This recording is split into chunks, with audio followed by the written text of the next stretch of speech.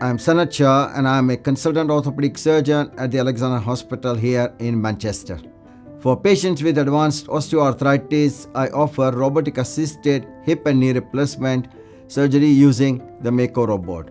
This is a surgical platform that allows me to map your individual anatomy using CT scanning and offer a tailored surgical plan. Although a robotic-assisted joint replacement is a similar length to a traditional joint replacement, it is much more precise and accurate in the placement of your new joint implant. The benefit to you as the patient is a reduced risk of complications, reduced post-operative pain, and a quicker recovery. A robotic-assisted joint replacement takes around 90 minutes, and the patients can be expected to be up and walking the same day with one overnight stay in hospital. You'll be back to work or normal activity within 6 to 8 weeks. If you'd like to come and see me for a consultation, you can book in online or contact the Alexandra Hospital directly.